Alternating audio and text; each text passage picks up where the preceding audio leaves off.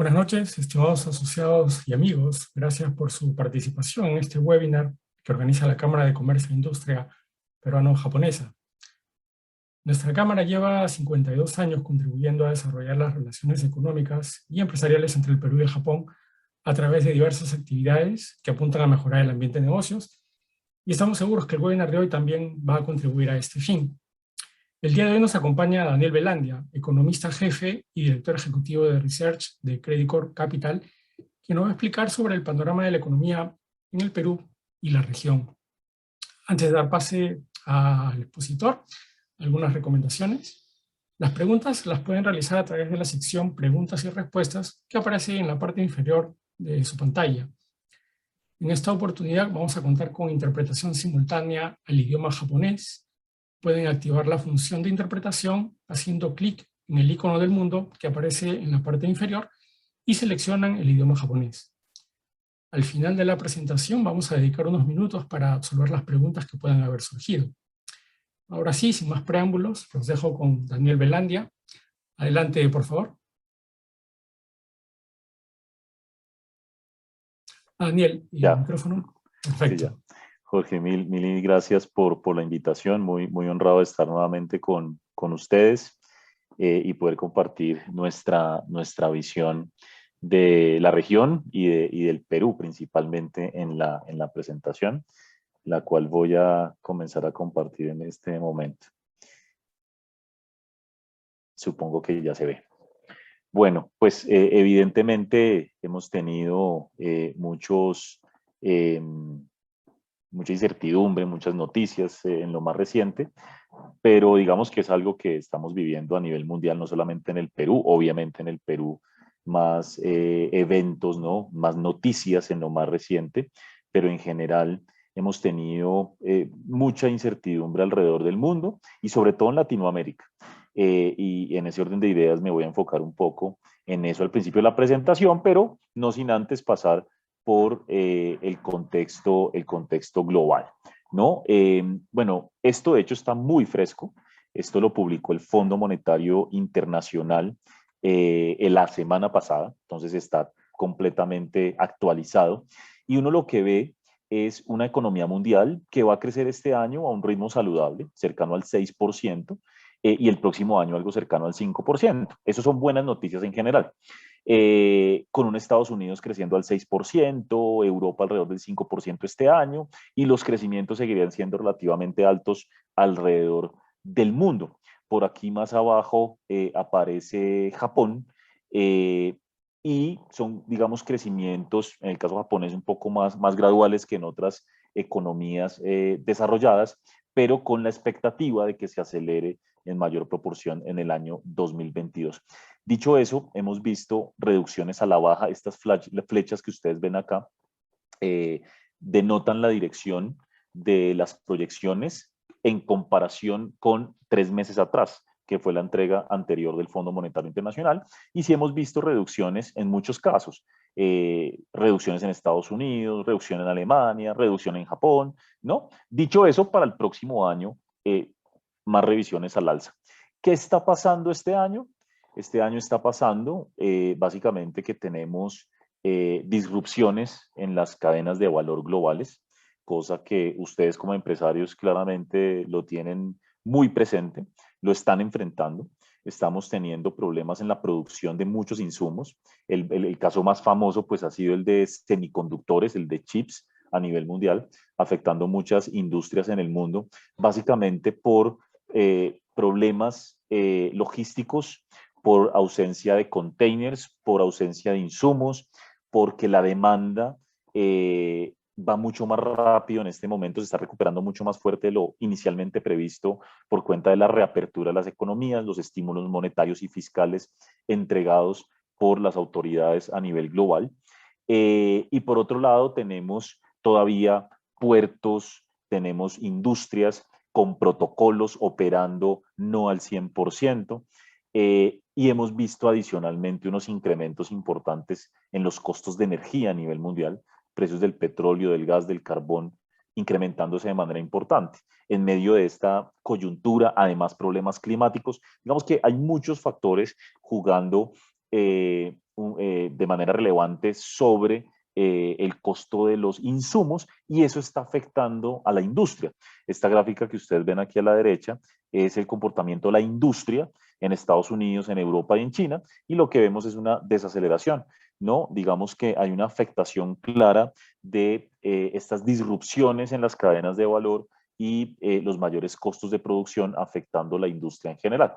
Dicho eso, pues este cuadro, la dirección de estas flechas sugiere que esto debería ser temporal y que el próximo año pues se recuperaría algo de esto que estamos como perdiendo en el corto plazo por estos problemas. China se revisa a la baja la proyección de crecimiento en 1/10, tanto para este año como el próximo. Hayamos tenido problemas también lo mismo, logísticos, climáticos, el tema de Evergrande, generando un riesgo sobre el sector inmobiliario que representa más del 20% del PBI chino. Y en ese orden de ideas, pues una desaceleración. 1/10 es poco estadísticamente, pero bueno, sabemos que en el caso chino es bastante relevante. Ahora bien, la buena noticia es que para nuestra región, para Latinoamérica, estamos viendo revisiones al alza para este año en el crecimiento económico, un poco a la baja el próximo, pero si ustedes se dan cuenta, para países como Argentina, Colombia, Chile y el mismo Perú, se han revisado al alza las proyecciones este año.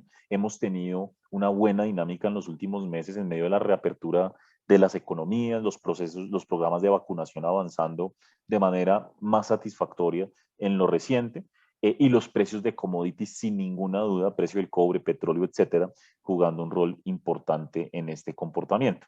El próximo año ya vamos a estar muy dependientes del tema político, ¿sí? Entonces ustedes ven que en Brasil y México, por ejemplo, se recortan las expectativas de crecimiento. Brasil tiene elecciones presidenciales, está, digamos, hay mayor incertidumbre en este momento con respecto a Brasil. México, el presidente López Obrador está tratando de imponer algunas medidas o está presentando algunas propuestas que atentan contra la inversión privada y eso pues es un riesgo grande. Argentina y Colombia, bueno, levemente, esto me parece un poco más estadístico, y en el caso de Chile y Perú, el factor político definitivamente jugando un rol. Dicho eso, pues esto compensa solo parcialmente las revisiones al alza del 2021. Entonces vemos unas divergencias grandes, el mundo desarrollado creciendo un poco menos de lo esperado, China un poquitico menos de lo esperado, pero Latinoamérica creciendo un poco más de lo esperado, lo cual es buena noticia para la región, y las divergencias siguen siendo grandes, particularmente explicadas alrededor del mundo por la divergencia, la diferencia en el avance de los programas de vacunación y por el otro lado, la magnitud que es muy diferente entre países de los planes de estímulo monetario y fiscal que se han implementado. No es lo mismo, obviamente, el empuje o el empujón que han tenido los países desarrollados por las políticas gubernamentales versus lo que un país emergente puede hacer, pues, en medio de sus limitaciones. Pero digamos que la buena noticia en medio de todo esto es Latinoamérica. El próximo año, como digo, se revisa levemente a la baja la proyección, con los factores políticos claramente jugando un factor importante. Un tema clave sobre el cual pues, el mercado, los economistas, los inversionistas estamos completamente enfocados es sobre lo que va a hacer el Banco Central de Estados Unidos, ¿no? En el corto y mediano plazo, la Reserva Federal. Básicamente esto que ustedes ven acá es la liquidez extraordinaria inyectada por la Reserva Federal desde la crisis del año pasado, desde que empezó la crisis. Son unos montos extraordinarios. Nunca habíamos tenido tanta liquidez en el mundo dando vueltas, tantos dólares en el mundo que se entregaron.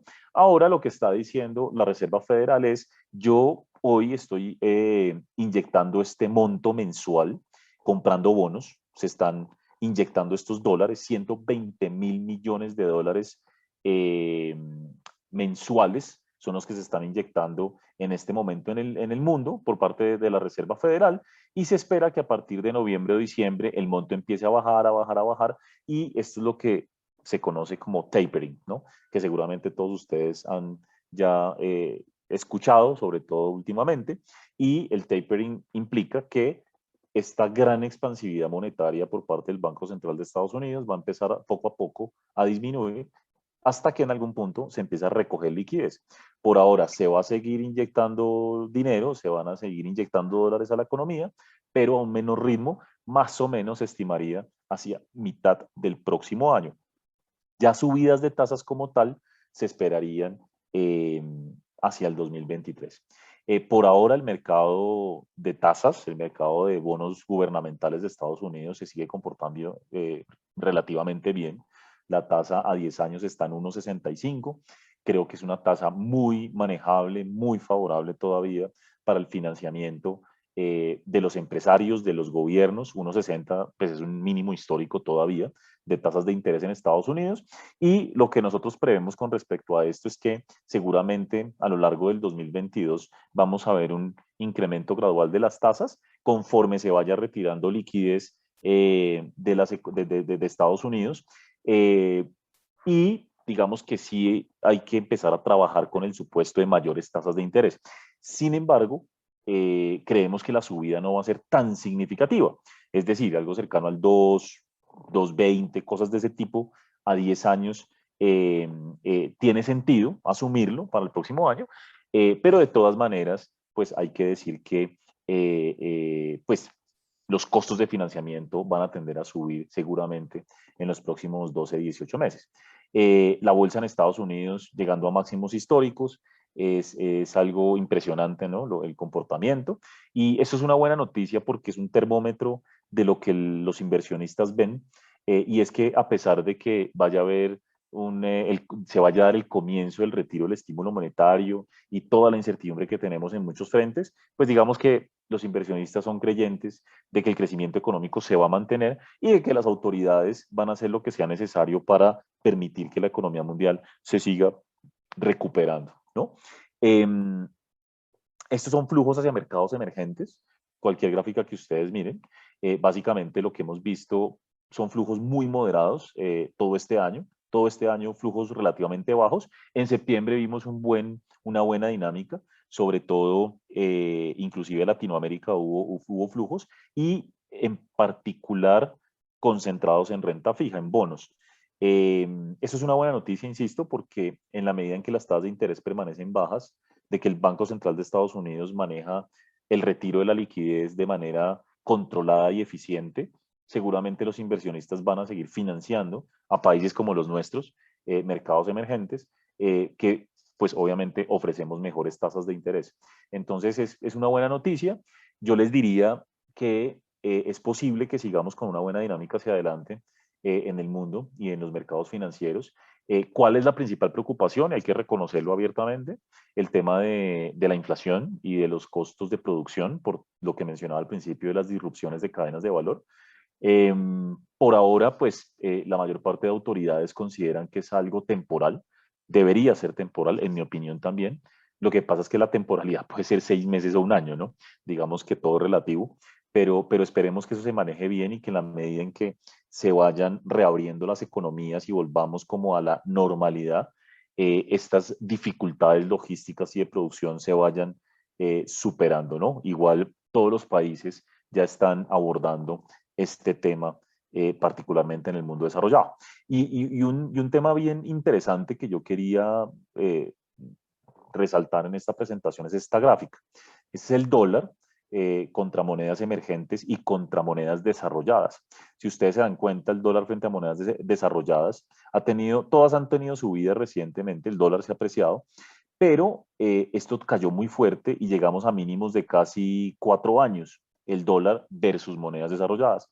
Pero el dólar versus monedas emergentes presentó una apreciación significativa, se devolvió casi todo lo que había subido el año pasado durante la crisis, lo peor de la crisis, pero si ustedes se devuelven de este punto hacia la izquierda, obviando la crisis, estamos en máximos históricos. Hay una realidad y es que ha habido como un cambio estructural en el nivel del dólar versus el mundo emergente en los últimos años. Y eso se explica mucho por el mayor endeudamiento que tenemos los mercados emergentes de en los últimos 10 años, desde la crisis financiera del 2008-2009. Nos hemos endeudado mucho, de manera significativa en realidad. Y países como los latinoamericanos hemos sufrido de fuertes caídas estructurales en los precios de los commodities. algo que vimos por allá en el 2014. Entonces digamos que el mercado es mucho más cauto con los países emergentes y creo que eso explica el comportamiento del dólar. Entonces, interesante que ver esta divergencia donde el dólar versus otras monedas duras se comporta, está más devaluado, más depreciado, más débil, pero con respecto a emergentes sigue muy fuerte y el mercado tiene dudas acerca de la velocidad de recuperación de los países emergentes después de semejante crisis, ¿no? Dicho todo lo anterior, seguramente el dólar puede permanecer por un buen tiempo cerca de los niveles actuales a nivel mundial. No estoy hablando del sol peruano todavía, a eso me referiré hacia adelante. Aquí me refiero más al dólar como un todo, en general, seguramente va a permanecer un buen tiempo cerca de niveles actuales, en la medida en que, por un lado, la Reserva Federal empieza como a recoger liquidez, pero por otro lado, el mundo emergente se va reabriendo y se va reabriendo y va ganando tracción en medio del proceso de recuperación. De todas maneras, esto, pues hay que reconocer siempre que pronosticar el dólar es una tarea casi imposible, y que están jugando muchos factores en este momento, como siempre, ¿no? Pero cosas inesperadas como los recientes precios de los commodities tan altos, la mayor inflación, etcétera, etcétera. Algo que está ayudando mucho a las monedas emergentes a evitar que se deprecien más son las subidas de tasas de interés de los bancos centrales. Hemos visto eso en Perú, en Brasil, en México, en Colombia, y eso, las subidas de tasas ayudan a atraer flujos de inversión hacia los países. Entonces, digamos que es otro proceso en el que estamos inmersos muchos países, y eso ayuda a sostener un poco la moneda. Un par de comentarios adicionales con respecto a Latinoamérica, a la región. Básicamente, aquí lo que diría es que estamos en un proceso de recuperación muy positivo en general, pero el tema político siempre es un factor, digamos, de riesgo que nubla, ¿no? El horizonte y las proyecciones. Y estamos pasando por un momento particularmente complejo en Latinoamérica. Yo diría que no es tan cierto que el péndulo político se está moviendo hacia la izquierda. Pues no necesariamente, porque por ejemplo Ecuador no fue el caso, ¿no? Y habrá que ver qué sucede en otros países. De hecho, por ejemplo, Colombia, pues seguimos en la derecha, si hay una posibilidad de que gane la izquierda, pero todavía no es tan claro, entonces pues hay que esperar. La realidad es que tenemos un Brasil donde Lula da Silva puede llegar a ganar la presidencia, según las encuestas nuevamente en el 2022. Tenemos un Chile que está reescribiendo una constitución, y quien la está escribiendo, la Asamblea Constituyente, es de corte más bien de izquierda. Lidera las encuestas el candidato de izquierda, las encuestas presidenciales que son en noviembre en Chile. En Colombia también la izquierda lidera las encuestas. Y bueno, la situación de Perú que es bastante clara, ¿no? En México tenemos la izquierda en el poder, vamos a ver si nos movemos hacia la derecha y pareciera que se está moviendo un poco hacia la derecha el péndulo de México. Entonces, bueno, esta incertidumbre está ahí. Lo que hemos visto es entonces, en términos de actividad económica, noticias muy favorables. Esto que ustedes ven acá son los indicadores de movilidad de Google que muestran cómo pues, las economías van recuperando gradualmente la normalidad. Los países más avanzados en la región en reapertura son Brasil y Colombia, pero ya casi todos los países están recuperando sus niveles prepandemia. Perú es el que se muestra un poquito más rezagado, pero pues ya está muy cerca de los niveles prepandemia. Con todo, ¿quiénes están liderando el crecimiento económico? Chile, Colombia y Brasil en Latinoamérica. Lo más diciente seguramente, ustedes hacen sus mismos cálculos también cuando hacen cuentas de sus balances y de sus ventas e ingresos y demás. Lo más eficiente y tal vez lo más coherente en un escenario post pandemia es comparar la actividad hoy contra el 2019, no contra el 2020, para tratar de borrar el efecto estadístico. Es que estos números no dicen mucho cuando uno los compara con el 2020. En cambio, contra el 2019, nos damos cuenta que Chile, Colombia y Brasil están ya superando los niveles prepandemia. No es espectacular, pero los están superando. Pero Argentina y México un poco más rezagados. Perú viene mejorando un poquito en las últimas semanas. Pero claro, si ustedes se dan cuenta, estos tres países tienen temas políticos en particular ahorita un poco importantes y ruidosos en la región, y Perú pues obviamente muy afectado digamos, por los resultados de las elecciones recientemente. Chile se ha visto beneficiado básicamente por unas ayudas estatales muy fuertes, y en Chile se permitieron retiros de AFPs, lo cual nosotros no consideramos positivo. También pasó en Perú, pero en Chile el monto retirado de fondos de pensiones es impresionante. Eso está sosteniendo la economía.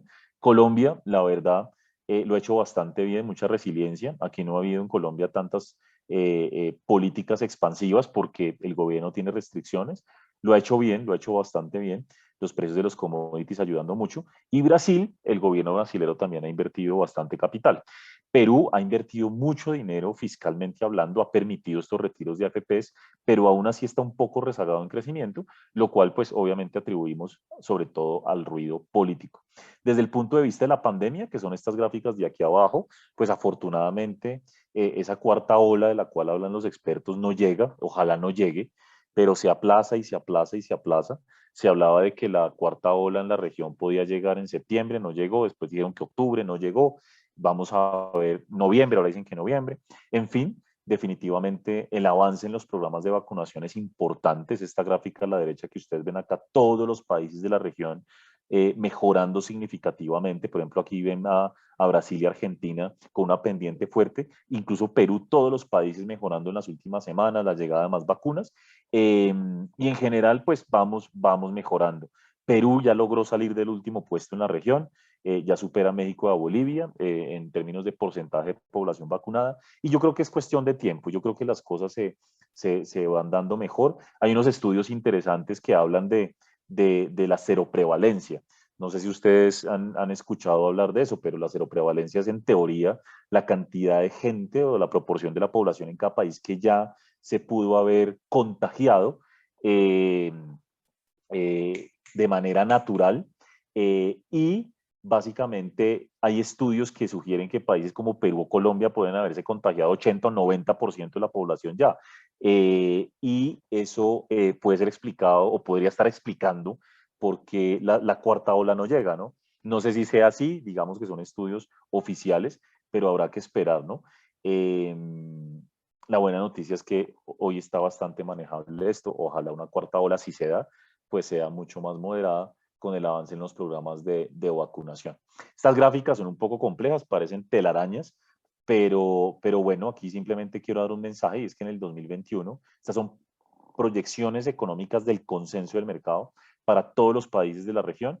Hemos visto importantes incrementos desde abril en todas las proyecciones. La excepción ha sido Perú, pero creo que va a haber revisión al alza en general de las proyecciones de crecimiento sobre Perú para este año. Todo apunta a que Perú va a crecer más del 9% que dicen aquí los analistas del consenso.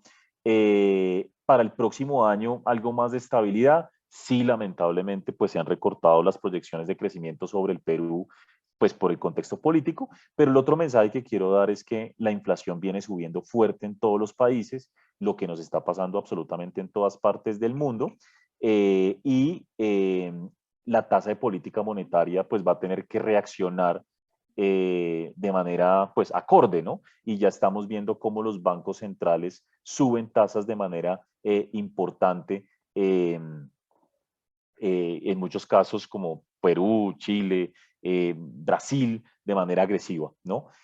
Para tratar de controlar las expectativas de inflación, más allá de lo de que se esperaría que mucho de la inflación actual sea temporal. Pues la verdad es que lo que deben hacer los bancos centrales es anclar expectativas de tal manera que lo que estamos viendo hoy por factores muy puntuales como precios de combustibles, petróleo, precios de alimentos, no se transforme en una mayor inflación a mediano plazo simplemente porque los agentes económicos incrementan sus expectativas. Entonces, vamos a ver bancos centrales subiendo tasas. Entonces, buena noticia que el crecimiento económico es más fuerte, mucho más fuerte de lo esperado a comienzos de año en Latinoamérica, pero la contrapartida de esto ha sido una inflación más alta que ha llevado a las autoridades a subir tasas de interés, y es un proceso que seguramente seguiremos viendo en los próximos meses y a lo largo del 2022.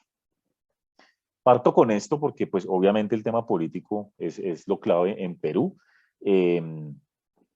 Digamos que más allá de lo que pasa en el 2021, porque como decimos los economistas, ya el 2021 está jugado, ¿sí? Ya pues a falta de básicamente 2 meses, ya estamos en Navidad, ¿no? Está ya eh, en buena parte cerrado el año. El 2022 es la gran pregunta. Y al final, la gran pregunta en general es qué va a pasar con la confianza empresarial, si se va a recuperar o no. Y ese es el factor clave. Entonces, claro, el tema político redunda o termina afectando la confianza empresarial y si la economía peruana logra crecer más de un 2% que ponemos en esta lámina el próximo año, pues será básicamente porque se recupera la confianza empresarial y las señales del gobierno, las señales políticas mejoran, ¿no? Y mejoran de manera sustancial.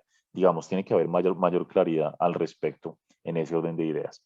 Lo primero que quiero decir, y yo me mantengo en esto, yo soy colombiano, pero cubro Perú hace ya 9 años, y yo tengo corazón peruano porque pues obviamente hago parte del grupo Credicorp. La verdad es que yo creo y sigo creyendo firmemente en que Perú tiene un potencial enorme que no tienen la mayor parte de países de la región y que pues, hombre, ojalá logre aprovecharse, ¿no? En un futuro por parte de todo el país. En general, como pongo ahí, Perú tiene unos muy buenos fundamentales económicos, como por ejemplo unos niveles bajos de deuda. Si bien se espera que se incremente, seguirá siendo mucho más bajo que la mayor parte de países emergentes y de la región. Tiene unos niveles de reservas internacionales que son envidiables realmente.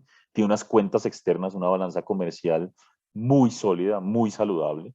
Y en general Perú no tiene grandes desbalances económicos. Si uno suma eso, como siempre lo he dicho, es impresionante que Perú ha identificado proyectos productivos de inversión por 25 puntos del PBI, pues es claro que Perú tiene un gran potencial hacia el futuro y que lo que hay que mirar es cómo obviamente se logran ejecutar todos esos proyectos. Esta tabla de hecho sale del reporte de inflación del Banco Central del Perú. Si uno a eso también le adiciona que tiene un bono demográfico, porque Perú tiene una de las poblaciones más jóvenes de Latinoamérica, más o menos 2, 3 años por debajo del promedio de edad de Latinoamérica, una baja informalidad que redunda en una baja penetración financiera, pues hombre, lo que uno piensa es que con algunos ajustes Perú podría básicamente destrabar todo el potencial que tiene, ¿no? Pero bueno, esto claramente requiere de consenso político y de consenso de todo el país, ¿no? Pero digamos, el potencial está ahí, los fundamentales están ahí y es un tema pues que esperemos que en algún momento, tarde o temprano, se aproveche. Dicho todo esto, pues todos tenemos clarísimo que hemos tenido inconvenientes en lo reciente con lo político y en general, pues hay que recordar que no es solamente los riesgos que han surgido y los cuestionamientos por el nuevo gobierno, sino pues lo que ha pasado en los últimos 5 años. Y en el último año ha sido eh, muy grande el número de propuestas populistas que han llegado al Congreso de la República. Aquí pongo solo algunos ejemplos, ¿no? Pero pues obviamente, por ejemplo, en particular, los retiros de ahorros pensionales son uno de esos factores que preocupan enormemente porque, claro, en el corto plazo generan un beneficio a las personas, pero en el mediano plazo esto va a ser un costo muy grande para el Perú. Eh, Se está disminuyendo significativamente el ahorro nacional y la gran pregunta es, bueno, las personas que están quedando con sus cuentas pensionales vacías, ¿quién lo va a reponer? ¿Quién va a reponer eso? Claro, uno pensaría el gobierno, bueno, entonces se le va a venir un problema fiscal importante al gobierno en el futuro. Se han retirado casi 10 puntos del PBI de pensiones, es un monto considerable. Bueno, se acabó de aprobar recientemente jubilación anticipada para mayores de 50 años, también una entrega de pensiones por parte de la ONP, también de manera anticipada. Se regularon las tasas de interés máximas en el sistema financiero. Afortunadamente el Banco Central de Reservas es el que va a fijar los límites, los está fijando, pero pues esto abre una puerta a una discusión compleja y sobre todo en un país tan informal, ponerle topes a las tasas normalmente no es buena idea. Yo sé que es súper discutible, pero en un mercado tan informal el riesgo es grande para las entidades financieras, entonces esto puede desmotivar el otorgamiento de crédito. Y bueno, por ejemplo, cosas como lo que ya venía de atrás y que el presidente Castillo ha enfatizado, de tratar de darle un rol al Banco de la Nación mucho más preponderante en el mercado, casi que compitiendo de tú a tú con los bancos comerciales. Todo esto, que en principio a algunos le puede parecer inicialmente positivo y como que lógicamente funciona, no funciona, esto es súper ineficiente. Y en general este tipo de medidas terminan generando un impacto negativo en el crecimiento económico. Entonces, esto es algo que ya se viene sumando de atrás, que continúa, digamos, generando cuestionamientos hacia el futuro y habrá que ver cuál es la postura del Congreso ya clara, si es que la hay pronto, para los próximos 5 años y el mismo Congreso con respecto a este tipo de medidas, ¿no? Si ustedes me preguntan a mí, yo diría que en lo personal pienso que algún grado de populismo se va a mantener porque pues en un país tan polarizado como lo dejó claro la segunda vuelta presidencial, pues resulta evidente que para gobernar va a tener que haber cierto tipo de medidas de negociaciones muy complejas y algo de medidas populistas seguramente vamos a continuar viendo. Eso es probable. Eh, con todo, yo contaba una anécdota también hace un año en este mismo escenario y es que hasta hace unos meses, cuando uno hablaba con inversionistas extranjeros, incluso con locales, con colegas peruanos, siempre ha habido una noción, y yo diría por muchos años, de que en Perú la economía va por un lado y la política por otro, ¿no? Que hay un divorcio entre la economía y la política. Pero eso ya no es así. O sea, yo les digo, oficialmente los números nos dicen eso ya no es así. Inclusive antes de la victoria de Pedro Castillo, porque bueno, al final Pedro Castillo no lleva nada en el gobierno y no vamos a juzgar su actuar, digamos más bien, resultados de algún tipo, si todavía pues no ha habido ningún tipo de políticas puntuales en lo económico. Entonces, aquí lo que yo les diría es que antes de todo esto, desde el 2013, Perú es el país que más fuerte ha visto caídas en su crecimiento potencial. Eh,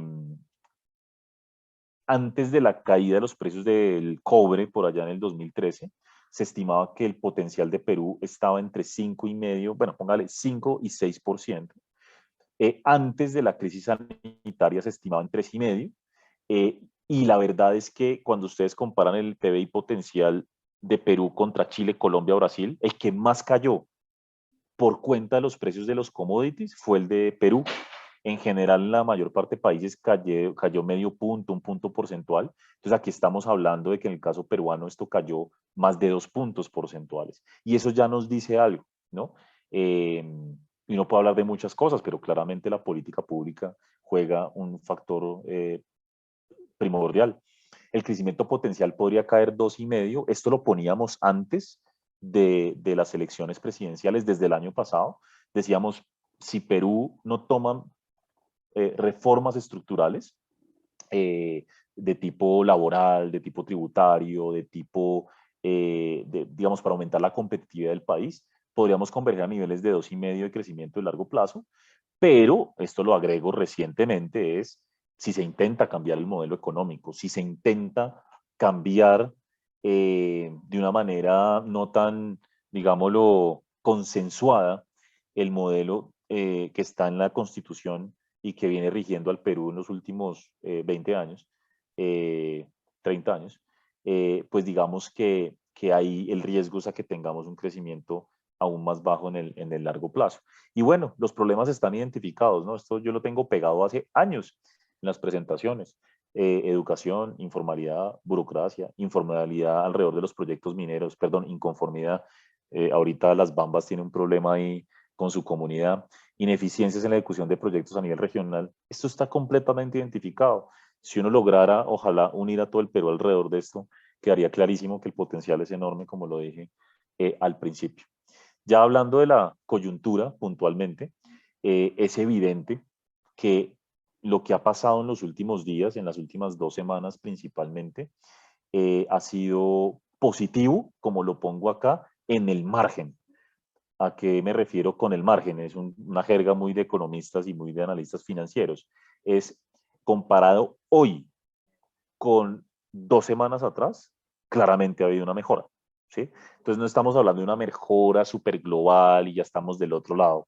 No, pero ha habido unas señales que creemos son positivas en el margen. O sea, son positivas versus lo que teníamos 2 semanas atrás tras el cambio del gabinete. Entonces, lo primero que yo mencionaría acá es, bueno, los cambios del gabinete precisamente, sobre todo la salida de Bellido. Pero bueno, eso lo tengo en un bullet posterior.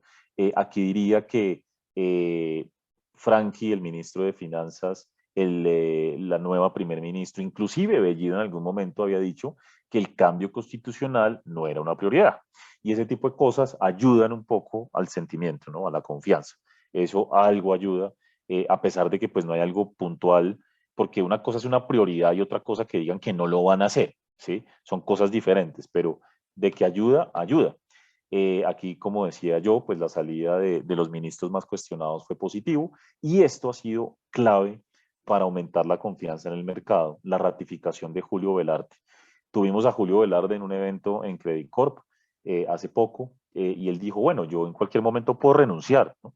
O sea, como diciendo, sí, él firmó por 5 años y que haría 5 años más, pero solo si las condiciones lo permiten. De todas maneras, creo que es muy favorable que se llegó a un acuerdo entre Julio Velarde y el gobierno para tener ciertos miembros que acompañen en la Junta del Banco Central a Julio Velarde, que le permitió aceptar quedarse. Y yo creo que esto es algo bastante, bastante favorable definitivamente y ha sido una gran señal para el mercado. El presidente Castillo, el ministro de Finanzas, viajó pues que hace 3 semanas por ahí a Estados Unidos y México. Eh, pues la anécdota es que es la primera vez que viajaba, ¿no? Tan lejos el presidente Castillo. Y el mensaje fue pro inversión, ¿no? Claro, en ese momento teníamos el problema de que Bellido, por otro lado, decía, vamos a nacionalizar Camisea si no se renegocia el contrato. Entonces, bueno, mucho ruido, pero una vez sale Bellido, pues uno se queda con este mensaje que ojalá se cumpla. Algo que creemos puede ser muy importante es lo que aprueba ayer por insistencia el Congreso en Perú y es la modificación a la cuestión de confianza, ¿no? El hecho de que tal vez el presidente no tenga tantos grados de libertad para intentar cerrar el Congreso. Yo creo en lo muy personal y yo cuando hablo de política hablo a nombre propio, no represento a Credit Corp Capital, seguramente algunos de mis jefes pueden opinar algo diferente a lo que yo opino, pero la realidad es que el precedente que dejó Vizcarra cuando disolvió el Congreso en el 2019 fue muy malo. Fue muy malo. Más allá de que en ese momento alguien lo haya visto como positivo, el precedente fue muy malo. Y entonces que el Congreso trate de blindar un poco ese proceso para evitar que Castillo o que cualquier gobierno quiera cerrar el Congreso o pretenda cerrar el Congreso atando la cuestión de confianza a reformas o a propuestas propias del gobierno, me parece que va en el sentido correcto, por lo menos en este gobierno. Porque aquí digamos que uno lee y lo que dicen muchos expertos políticos es que el riesgo estaba o está en que el presidente Castillo quiera en un momento dado atar la cuestión de confianza a cambios constitucionales, ¿no? De alguna manera amenazando con que si no se aprueban las reformas en ese sentido que el gobierno plantearía en un momento dado, se cierra el Congreso o, pues, digamos, se pide un voto de confianza. Entonces yo creo que esto es bastante favorable, lo he hablado con bastantes colegas y creo que coincidimos en eso. Vamos a ver qué pasa porque pues hoy sale una noticia de que el gobierno quiere llevar esto al Tribunal Constitucional. Conflicto interno en Perú Libre, ¿bueno o malo? Pues si la fragmentación como tal del Congreso ayuda, la fragmentación inicial, que es la fragmentación del Congreso más grande en la historia del Perú, para un Congreso nuevo, 10 partidos políticos, pues si eso ayuda como contrapeso, creemos creo también en lo personal que se fragmente Perú Libre también puede ayudar, ¿sí? Y creo que de alguna manera eso también se está viendo reflejado en los mercados. Entonces, yo me quedo tranquilo con el pensamiento de que no estoy solo en que esto es positivo cuando ustedes ven el comportamiento del sol peruano, de las tasas de interés en Perú, en los bonos emitidos por el gobierno, de la bolsa tenía una recuperación muy fuerte desde el 6 de octubre. Eso me deja tranquilo en que no soy solo yo, no es solo Credit Corp Capital y el equipo de research de Credit Corp el que está viendo que esto se ha tomado positivamente, ¿no? Claramente el mercado también, ¿no? Ahora, como decía ahora, eso es un cambio en el margen, es un cambio positivo parcial, ¿no? Porque pues hay muchas cosas que están por definirse como para uno estar realmente más tranquilo de una forma más persistente o estructural. ¿Qué factores siguen generando incertidumbre? Bueno, ahorita se viene el voto de confianza, se asumiría que se lo deberían dar al nuevo gabinete, porque pues si se lo dieron al de Bellido, pues entre comillas, debería ser más fácil. Pero este segundo punto que pongo acá es el vital para el tema de la confianza.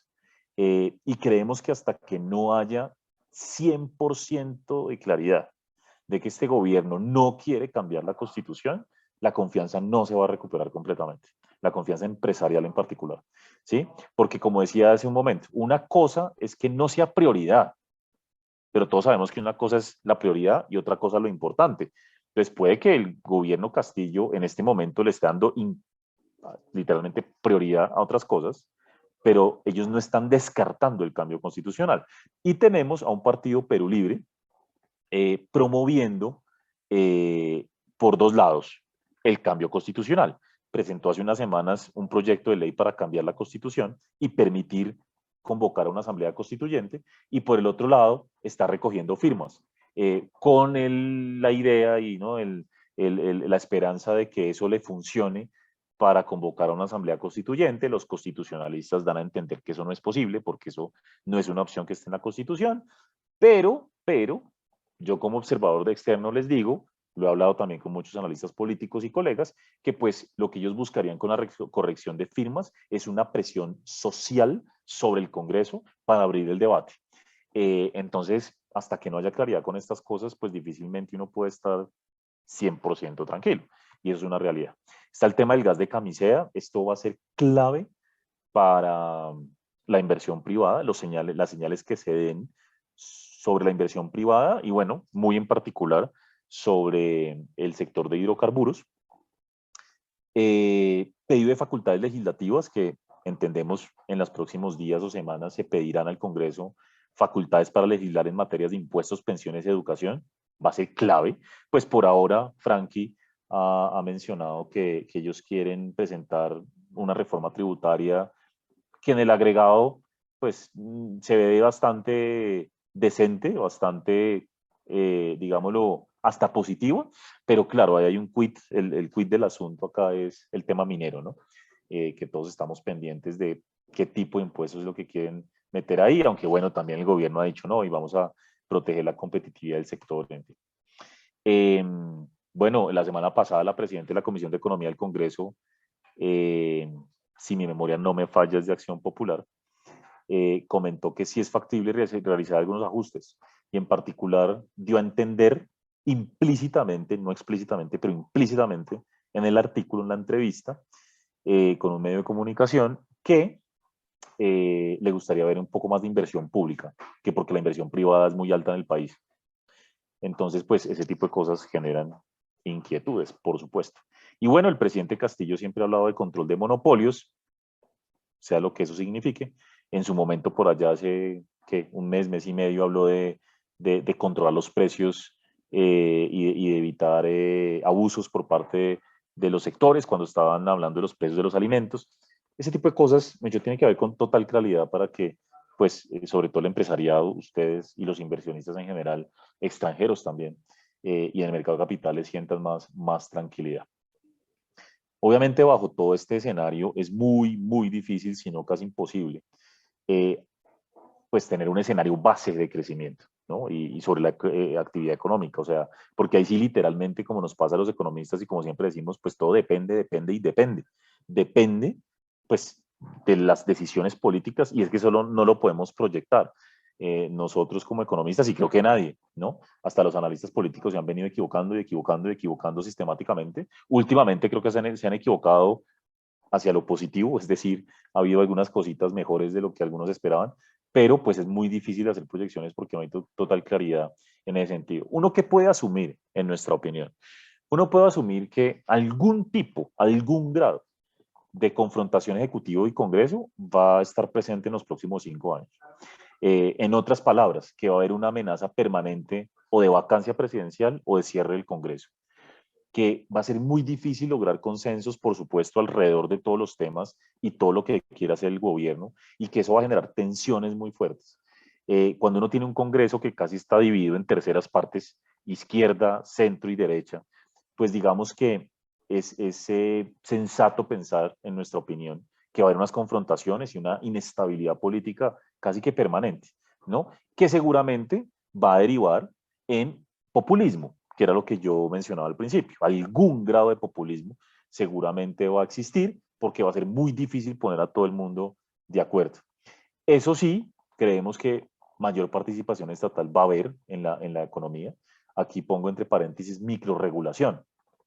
Miren, nosotros, otra vez, en lo personal, yo no creo que vayamos a ver control de capitales, ese tipo de cosas que muchos temían al principio. De hecho, nosotros nunca pensábamos que eso fuera a suceder. Pues siempre es una posibilidad, pero pensábamos que no era tan probable. Y sigo pensando eso, sigo, aquí hablo en lo personal. No, por favor, no crean que esto lo piensa mi jefe, porque lo político, esto son discusiones grandes, no necesariamente, pero bueno, en esto coincidimos con algunos de mis jefes, y es que control de capitales no es un riesgo que veamos grande, pero pues el riesgo siempre va a ser la microregulación. ¿Y qué decimos con microregulación?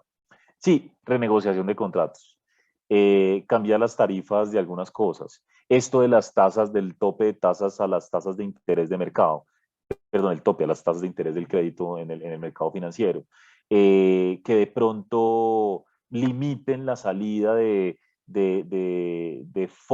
algunos capitales al exterior. ¿Cómo? No por control de capitales, sino, por ejemplo, que cambien los regímenes de inversión de algunos fondos en el mercado de capitales, me refiero, no estoy hablando de los empresarios, ni mucho menos. Estoy hablando de que uno puede cambiar cosas de las AFPs, la reforma pensional va a ser interesante, ahí puede haber microregulación, pueden cambiar la forma en que invierten las AFPs en el país, afuera. Ese tipo de cosas, pues no se pueden descartar.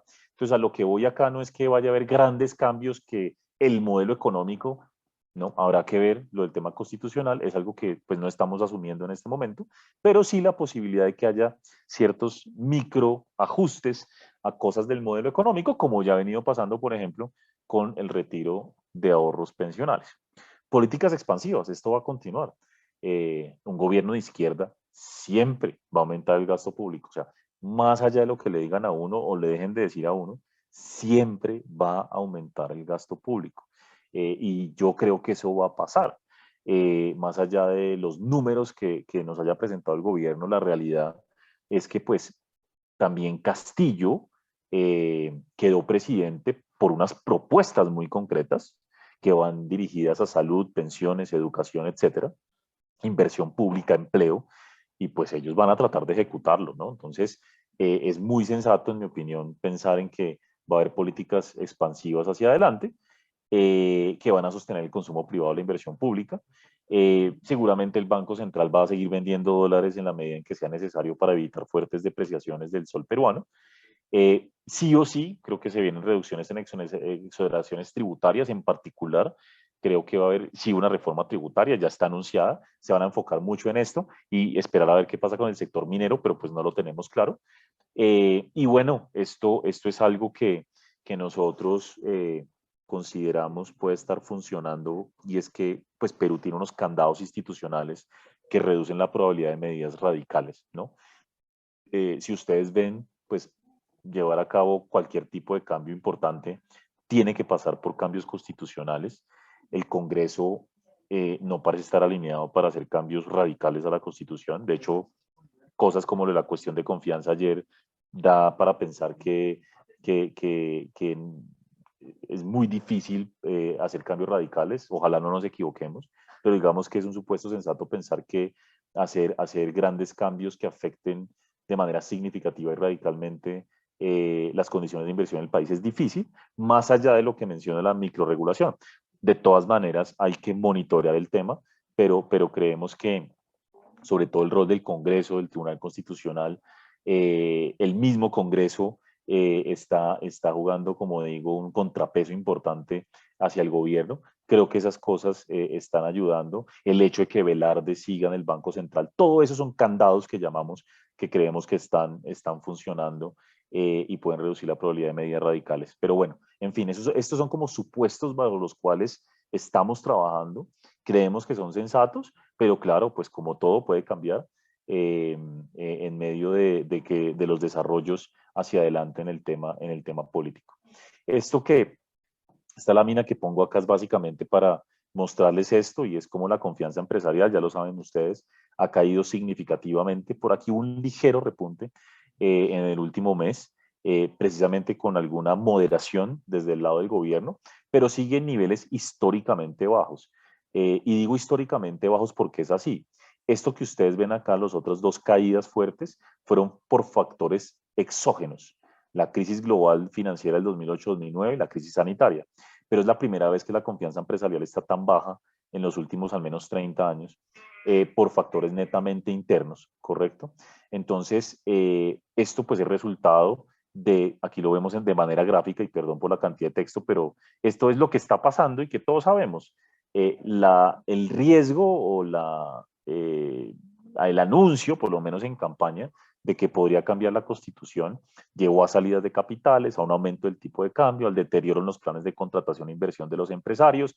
Eso ha llevado a un aumento de las tasas de interés. El Banco Central ha tenido que intervenir y subir tasas de interés. La inversión privada está cayendo o se está por lo menos moderando y eso redunda en un menor crecimiento económico hacia futuro. Esa es la gráfica del riesgo que puede correr Perú o que está corriendo.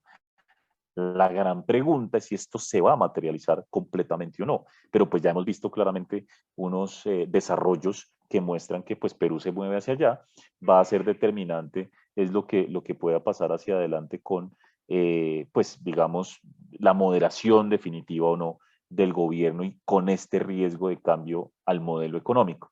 Esta gráfica es diciente de lo que le pasan a los países que cambian los modelos económicos, los países que han cambiado el modelo económico o lo han intentado en las últimas décadas son Ecuador, Brasil, Argentina y Bolivia, y son países que tienen las inversiones privadas como porcentaje del PIB más bajas de Latinoamérica.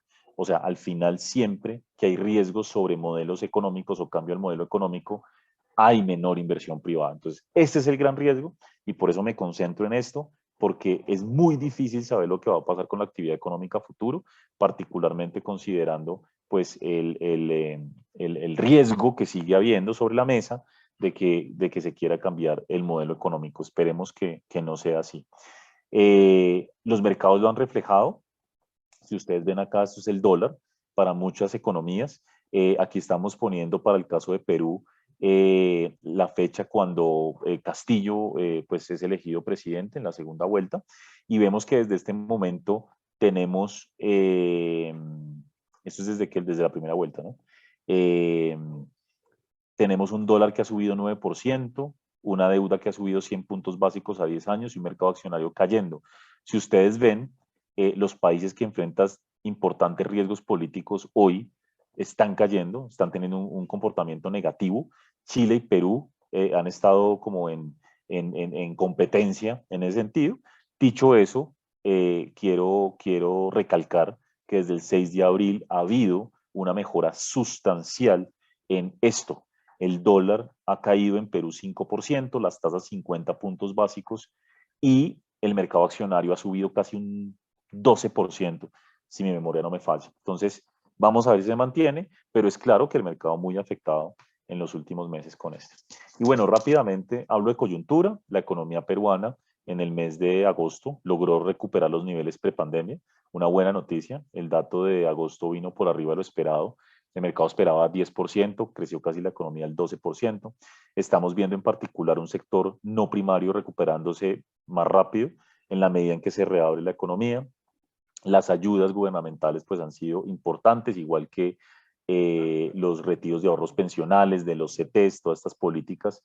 Y bueno, el sector primario, básicamente minería y agricultura afectado, pero yo destaco que el sector minero no está, digamos, recuperándose plenamente a pesar de los altos precios de commodities, y pues ahí hacia adelante va a ser clave lo que pase con la reforma a la tributaria del sector minero que está planteando o que va a plantear el gobierno. Este es el indicador del Banco de Crédito de Consumo. Esto utiliza datos de consumo de tarjeta crédito y débito del Banco de Crédito del Perú, y lo que vemos acá es que el consumo anda muy bien. Cuando uno se compara con los niveles, esto está en niveles, los niveles prepandemia, la verdad es que el consumidor gasta y gasta y gasta, y estamos viendo una dinámica muy importante. Creo que eso es positivo, se explica nuevamente por retiros de AFPs, por retiros de CTs, la reapertura de la economía, consumo reprimido, como lo llamamos, después de un año pasado, pues donde el consumidor no pudo consumir naturalmente. Entonces, esto está está liderando el crecimiento de la economía, y este consumidor que está más, como mejor situado hoy, se está viendo reflejado en la inversión, particularmente en el sector de la construcción, a través de la autoconstrucción. El consumo interno de cemento, cuando se compara contra el 2019, está creciendo a un ritmo alto, y ha tenido un rol muy importante esto de autoconstrucción en las personas, pues comprando cemento y remodelando su casa, etcétera, construyendo en los últimos meses. A eso se suma una inversión pública más dinámica, sobre todo pues antes de las elecciones, y venían con un impulso importante. La reconstrucción del norte ha jugado un rol también positivo ahí. Entonces yo aquí quiero destacar que Perú ha venido reflejando un comportamiento positivo. De hecho, los últimos meses, el par de meses ha sido mejor de lo esperado, y el consumidor está con buenos fundamentos, como decimos nosotros, con mayores ahorros, mayores recursos, y en general, pues como desatrasándose, si se puede decir así, del consumo reprimido del año pasado. Entonces, eso es favorable y seguramente es una tendencia que va a permanecer hacia adelante. Es posible que Perú crezca 12% o un poco más este año. Dicho eso, pues después de caer el 11% el año pasado, es apenas una leve recuperación, pero digamos que insisto que el resultado ha sido un poco más favorable de lo esperado hace unos meses. Como les decía, la pregunta del millón es el 2022, y pues bueno, ahí sí, 2023 en adelante, ni hablar. Pero ¿qué estamos esperando en el 2022? Miren, había una discusión muy grande cuando se dieron las elecciones entre economistas, colegas, inversionistas, sobre si en general podíamos tener incluso una recesión en Perú tras el resultado electoral. Y la verdad es que decíamos, no, es un poco difícil llegar a ver una recesión como tal. Creemos que hay un piso en el crecimiento peruano para el próximo año por muchas razones. Y las trato de explicar acá. Esta es la contribución al crecimiento de cada una de estas variables.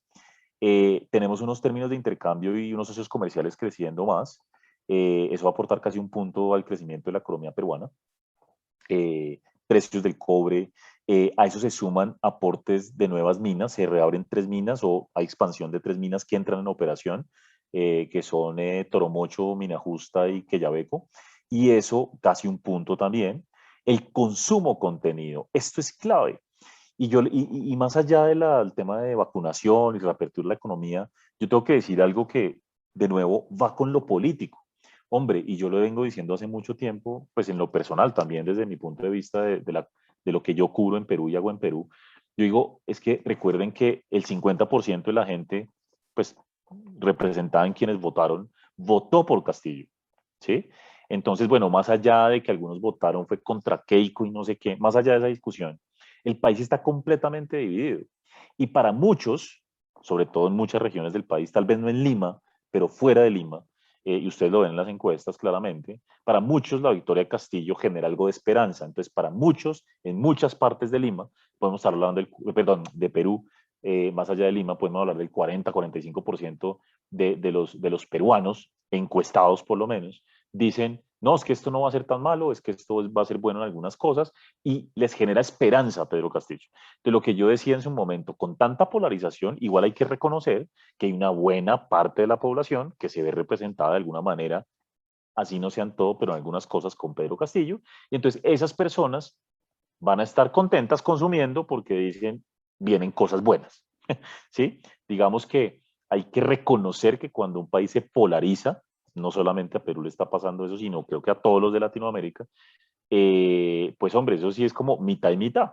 Entonces a una buena parte no les gustará quien ganó, la otra buena parte sí les gustará, así no sea 50-50, igual hay una proporción no menor de la población que se identifica con Castillo y pues el que se identifica con Castillo pues va a estar consumiendo porque va a estar tranquilo y va a creer que la cosa va a mejorar a futuro, ¿sí?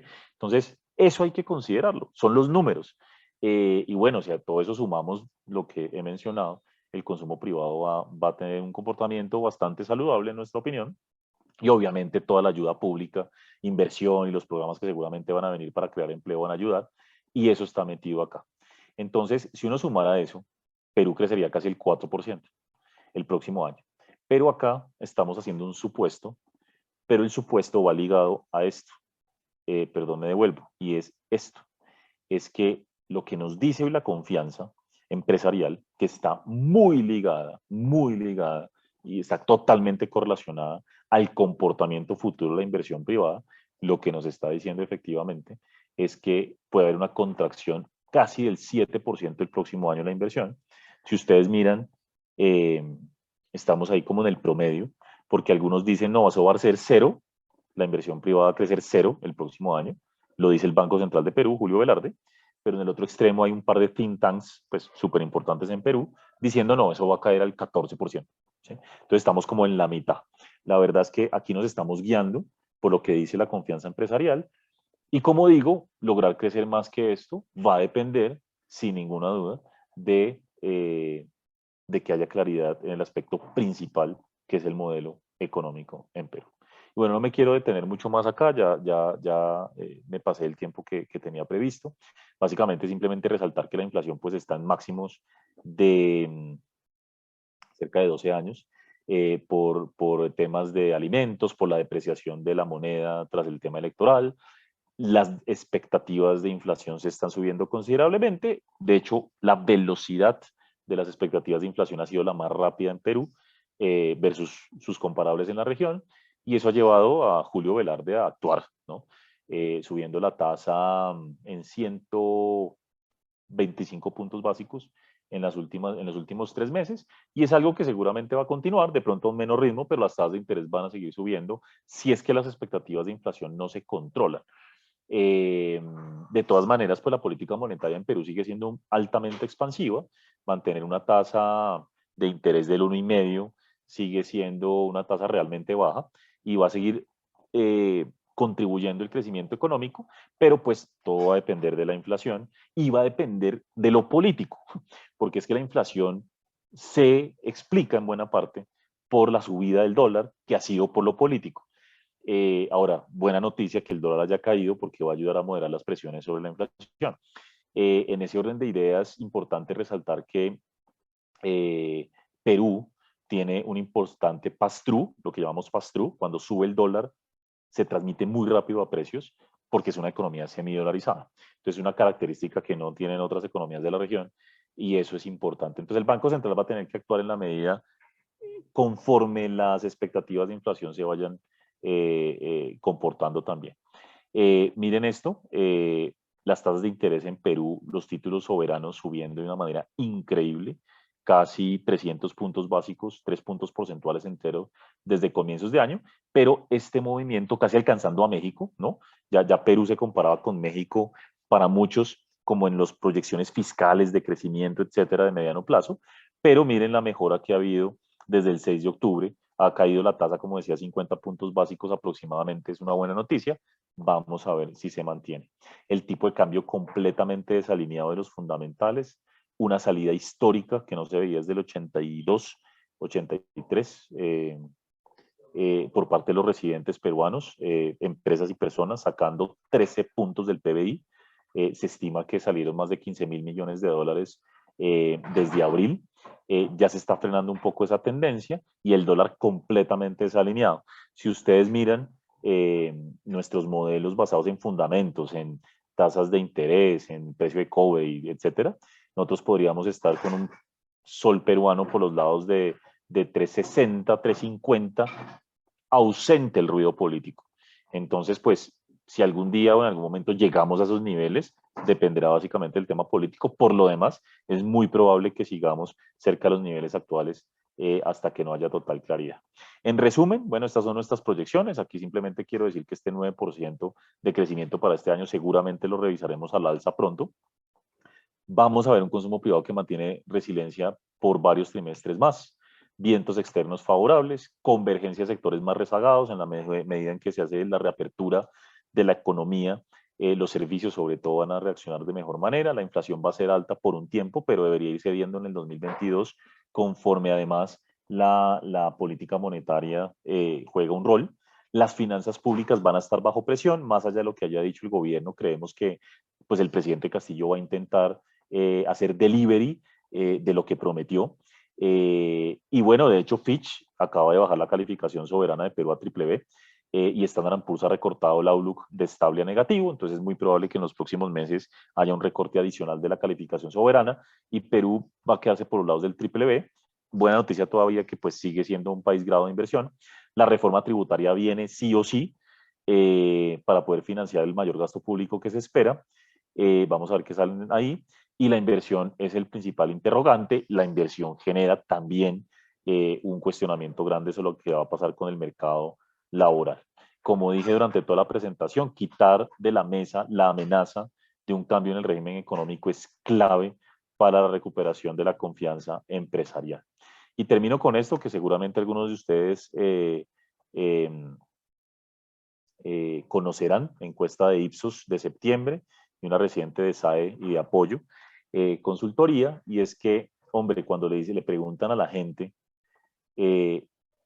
qué cosas le preocupan más del presidente Castillo, la mayoría de ellos dicen que insista en cambiar la constitución o que ahuyente la inversión privada. Después le preguntan qué cree que debe priorizar, transmitir confianza al país para que aumente la inversión privada. Para mejorar la salud y educación del país, ¿cree que lo más urgente es un cambio de la Constitución o una mejor gestión pública?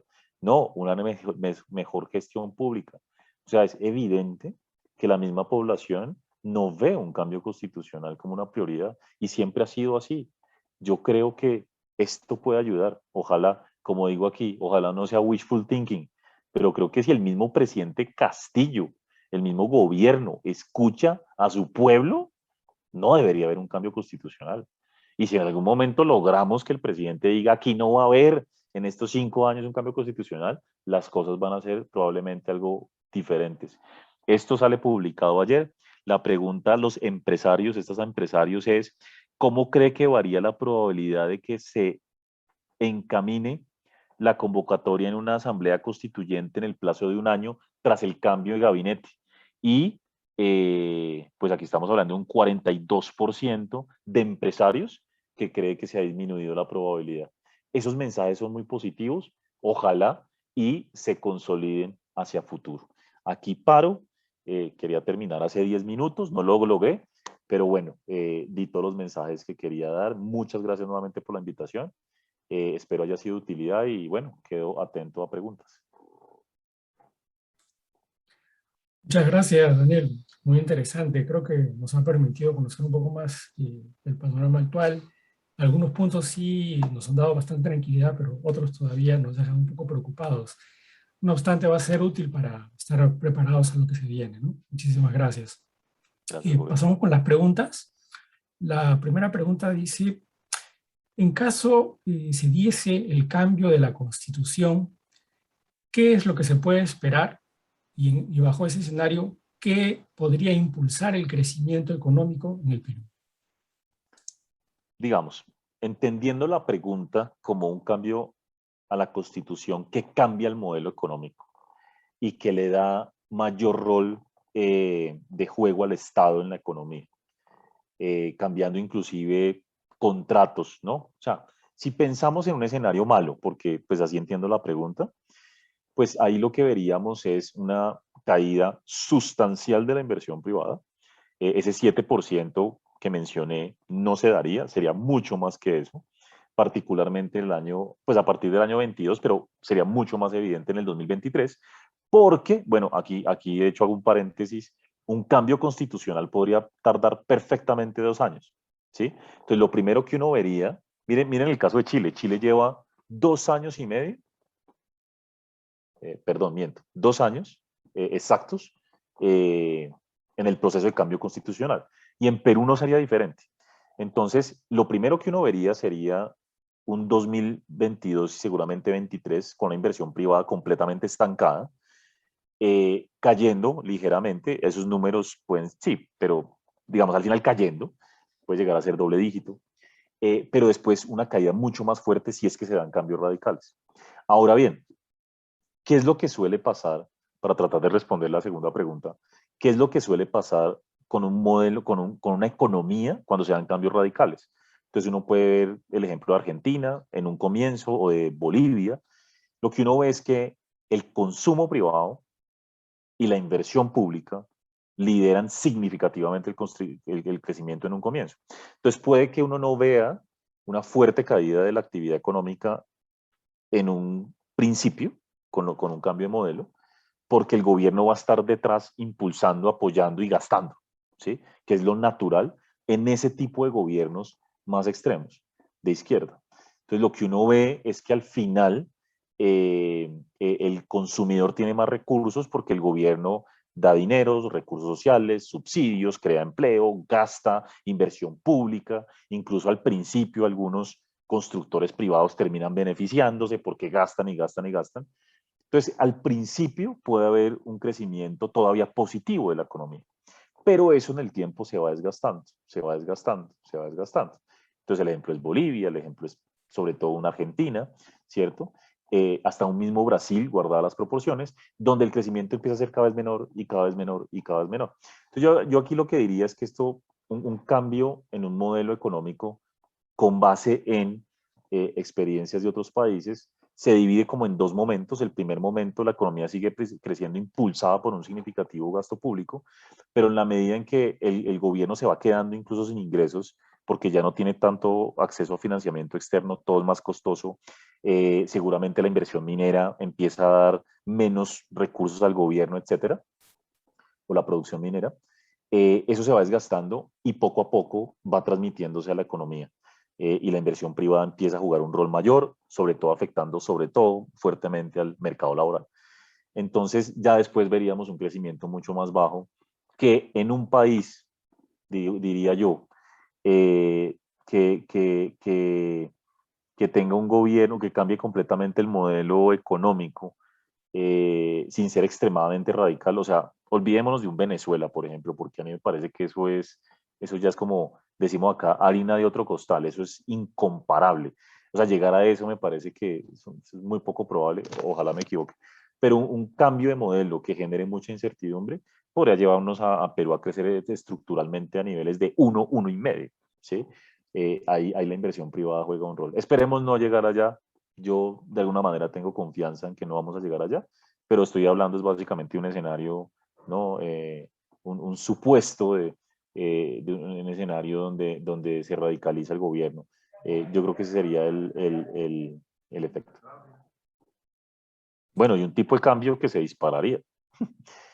Para que ustedes se hagan una idea, en los países donde ha habido cambios fuertes del modelo económico, a la vuelta de 5 años, en promedio, se puede perfectamente estar duplicando el tipo de cambio, ¿sí? Por eso digo que esto es extremo, y esperemos no llegar allá. Yo veo, como decía, señales que van por lo menos en la dirección correcta, aunque vayamos muy despacio, pero vamos mejorando ahí de a poquito. Ojalá se consolide eso. Muchas gracias. La siguiente pregunta dice, Perú como neto exportador de materias primas y principalmente mineros, ante la postura del presente gobierno, ¿cuál es la visión que tienen respecto al sector minero peruano en los próximos años? Ahí sí, a la netamente económica, como respondemos los economistas, depende. Va a depender exclusivamente, o no exclusivamente, pero en buena medida, del tema tributario, de lo que quieran al final aprobar, promover y proponer con respecto al tema de impuestos a la minería. Pues sabemos que Pedro Franchi, el ministro, ha mencionado que quieren es simplemente imponer tributos sobre ganancias extraordinarias cuando los precios de los metales están muy altos, como es hoy el caso, pero que sin afectar la competitividad del sector. Habrá que esperar. Si en realidad no se afecta la competitividad del sector, pues bienvenido y seguramente la inversión minera va a continuar apoyando el crecimiento del Perú y las inversiones van a seguir llegando. Perú es un país muy eficiente en costos, tal vez de los más eficientes del mundo en el sector minero. Entonces ahí sí va a depender exclusivamente de lo que haga el gobierno. Una cosa fue el discurso de campaña y otra cosa muy diferente, sobre todo lo que dice el ministro Franchi. Eh, si es lo que dice Franchi, yo creo que la minería va a seguir jalando. Y Franchi entiende que sin el sector minero, básicamente el fisco queda muy complicado porque pues el fisco recibe, de hecho, este año y el próximo, casi un 7% de los ingresos fiscales van a venir del sector minero. Entonces, ellos saben que el sector es vital. Por lo tanto, si le hacemos caso a lo que ha dicho Pedro Franchi, yo creo que el sector minero se puede seguir comportando relativamente bien. Seguramente les van a grabar más impuestos, pero desde que sea algo de alguna manera dentro de los parámetros normales o comparado con otros países, puede seguir funcionando. Pero de nuevo, ahí va a depender es de que sea realmente ese el cambio que busque el presidente Castillo y que no sea algo más. Y ahí también vuelvo al tema de que lo de la renegociación del contrato del gas de camisea va a ser fundamental para las expectativas sobre el sector minero en particular. Muchas gracias. Una pregunta más. Dice, ¿qué es una pregunta compuesta? ¿Qué escenarios o gatilladores manejan sobre dos temas? El primero es rangos sobre salidas adicionales de divisas y segundo, sobre el incremento del endeudamiento público más allá del 40-45% del PBI el 2022. Bueno, la salida de divisas, hay indicadores que sugieren que se está moderando esa salida de divisas, inclusive lo ha mencionado el propio Julio Velarde en varias instancias. Eh, y quiero resaltar que, digamos, todavía no tenemos cifras de los residentes peruanos cuánto han sacado, cuánto están sacando, pero claramente el flujo se está moderando. Eh, pero quiero destacar que los extranjeros han venido comprando acciones peruanas y bonos soberanos peruanos desde el mes de septiembre. Han recuperado de manera importante la participación en el mercado de capitales peruano. Entonces, eso lo destacaría. Entonces, si hablamos de flujos completos, de alguna manera, o sea, agregados, eh, puede que se estén dando algunas salidas de los residentes, pero eso se está compensando, o más que compensando, por eso el dólar está cayendo, por los extranjeros. Entonces, por ahora, parece que lo peor pasó, por ahora, y se está moderando esa expectativa de depreciación de la moneda, pero de nuevo, más allá de los mensajes recientes, hay que esperar la consolidación. También quiero destacar, y esto se los digo, hombre, pues nosotros somos, perdón la cuña, pero pues somos los jugadores principales del mercado peruano. Y tenemos evidencia, lo que estamos viendo es que cada vez que el dólar en Perú caía un poco, pero por arriba de se mantenía por arriba de los $4, cada vez que el sol se ubicaba, caía un poquito, el sector corporativo peruano salía a comprar masivamente dólares, muy fuerte. Ya no lo estamos viendo en las últimas jornadas, desde el cambio de gabinete. Ya no se ven tantas compras masivas de los empresarios. Se dan, pero no al mismo ritmo, ¿sí? Entonces, otra cosa que ha contribuido en lo reciente a la caída del dólar. Entonces, pues hombre, es difícil saber qué va a pasar hacia adelante, pero pareciera que ya nos estamos estabilizando y que probablemente lo grueso que tenía que salir ya salió.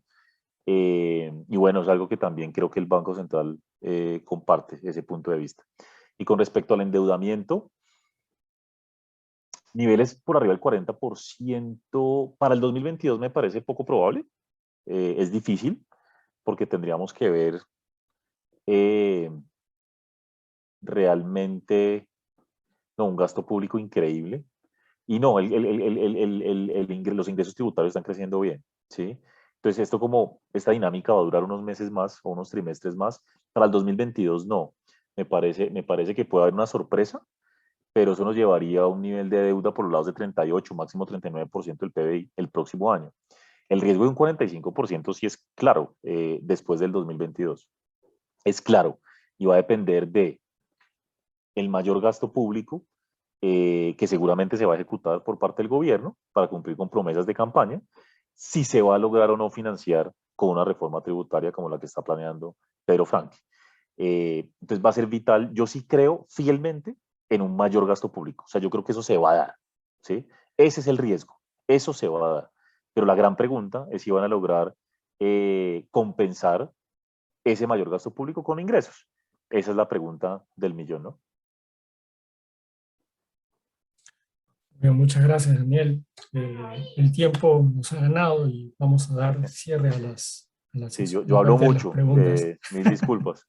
No, No, no, no no, al alcanzamos a las contrario. preguntas. Muchísimas gracias por la información que has compartido con nosotros. Ha sido de bastante utilidad.